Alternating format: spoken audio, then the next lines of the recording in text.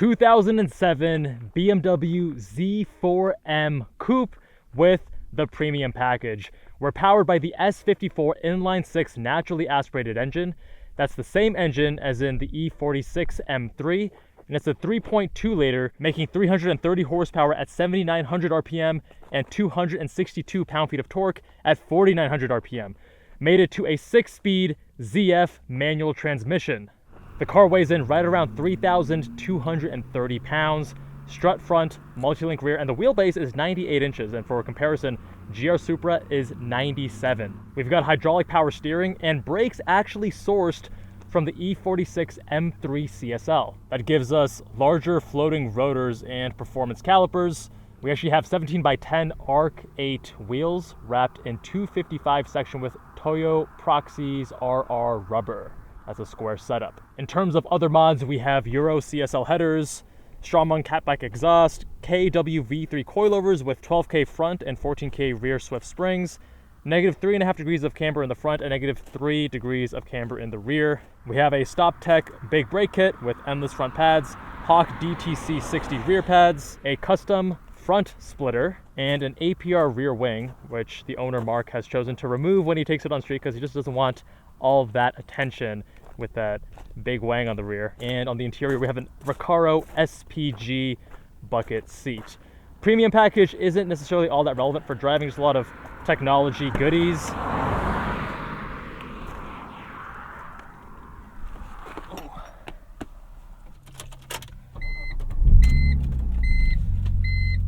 We got the nav, which actually dates the car. Owner Mark wishes he did not get the nav. Original MSRP was 50K. On the used market now, you can find an example for about 25 to 35K. And we've got the carbon and leather dash.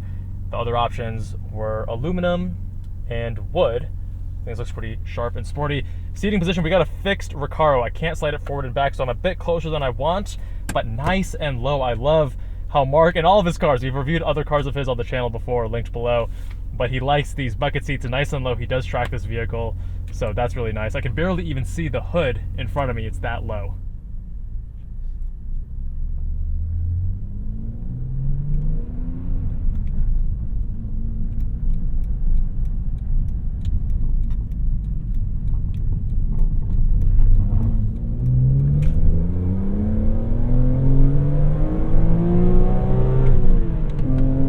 All right, BMW straight six smoothness and that linearity and sound build, I like.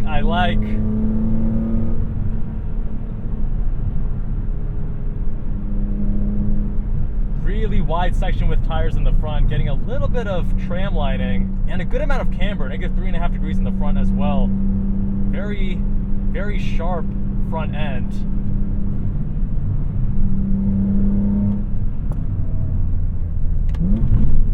Nice immediate throttle response, very natural. I know that if I put it into sport, probably just like the E46, is going to be a little bit on-off switch, but let's see.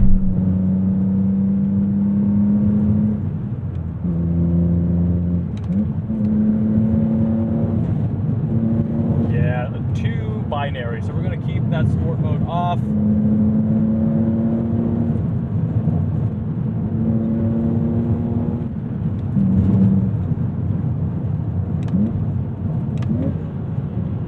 Have these longer throws, as is the norm for BMWs of this era, but it's not nearly as rubbery as I was expecting. It feels less rubbery than something like the E46, at least the examples that I've driven. It actually has a nice, it's like slightly rubbery, but it has more of a mechanical feel, pretty light and low effort, but nice and crisp between gates. And the spacing gives you confidence that you're going into the right gate as well. Whoa, really grabby brakes, holy shit. Mark wasn't kidding when he said they're a bit over boosted. Low effort, high braking force. It actually makes heel toe hard on the street, natural on the track because you're braking a lot harder on track. But to get the pedal positions where you want them, not good on street. Oh man, yeah, this is actually really hard to heel toe. All right. She lively.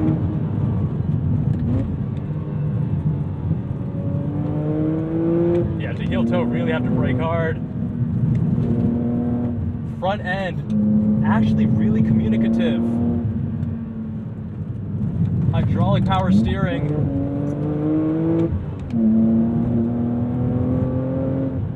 Giving me a high resolution of the front end, more than I was expecting.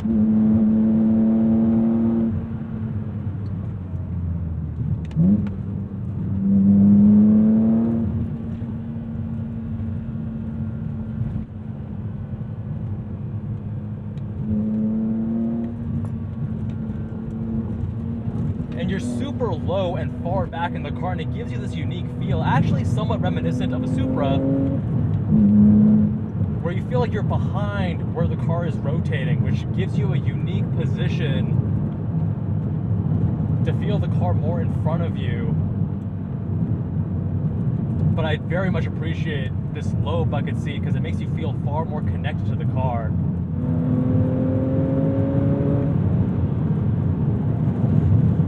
Yeah, really not liking the brakes. There's a lot of initial grab, and then as you keep going, it's not as grabby. It's like, it's not a very linear brake throw.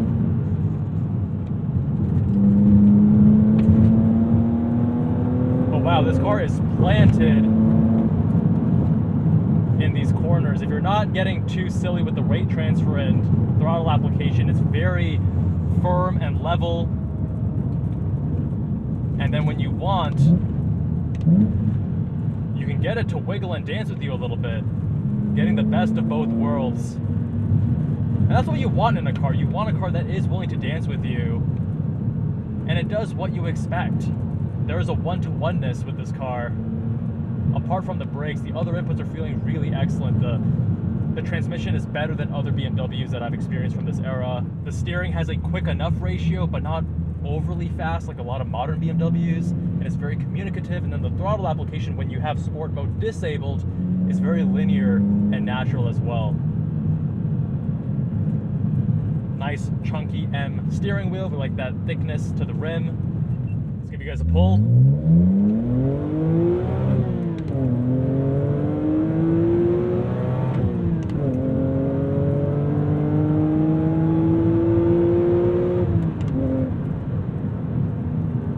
Thing is plenty potent. With the mods, owner is estimating only about 5 to 10 additional horsepower over stock, but you know, by modern standards, it's pretty lightweight, being around 3,200 pounds.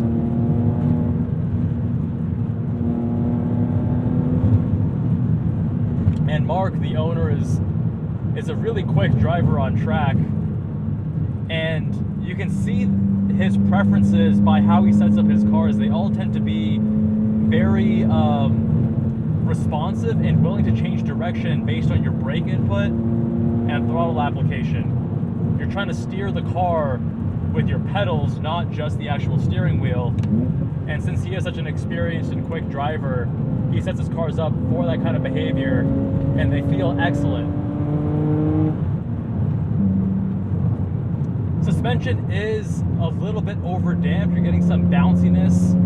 This is obviously not the smoothest tarmac either.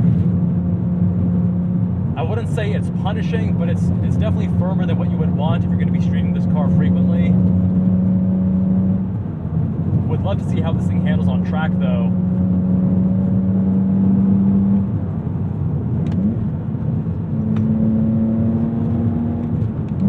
But man, you give me a car like this, front engine, rear wheel drive, not too heavy, good inputs, and a responsive chassis. I mean, what else do you want?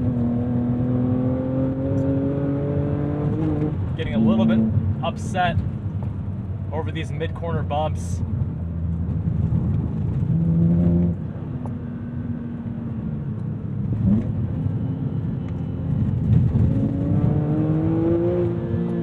Yeah, so she's willing to get that tail out and wag a little bit. In a pretty predictable way, honestly.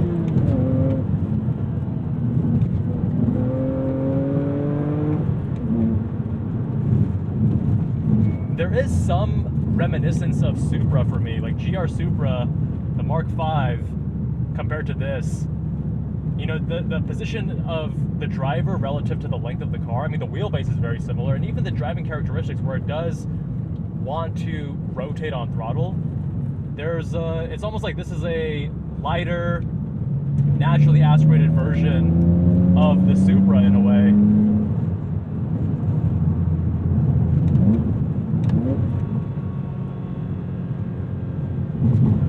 I know a lot of people aren't the biggest fan of the Z4M styling. I personally think it's sick. It has that kind of shark nose to it.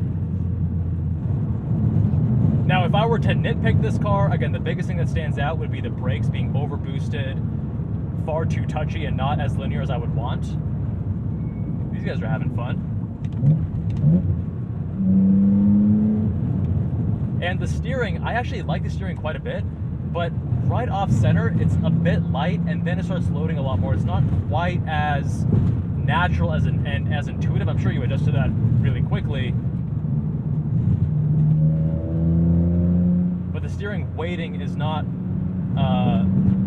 as consistent as you go off center by a couple degrees and then start loading it up more.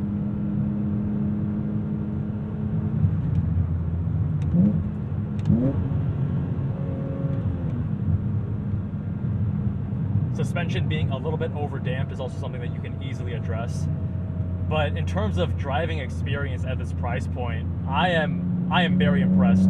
There's often a trade-off and a balance between communication and NVH, and this is definitely more on the track side of that equation.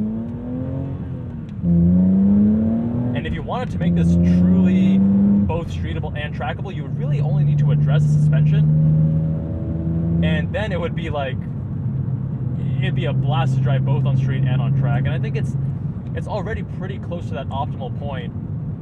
You know, in surgery we talk a lot about, you know, having precise controls and feedback, especially in more delicate surgeries that we have in things like plastic surgery.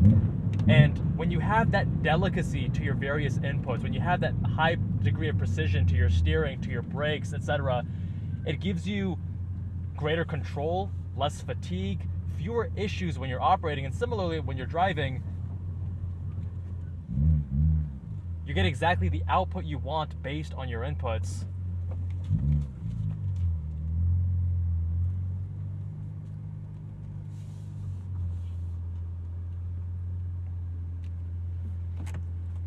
And that delicacy and precision to most of the inputs of the car is something that I very much appreciate with how Mark has set up this example. But my friends, let me know what you think of the Z4M. Leave a comment down below. Big shout out to Mark for letting me review his car. If you want your car reviewed, visit us on jabalandcars.com. Fill out the form on the homepage. Much love, my friends, and I'll see you all in that next one.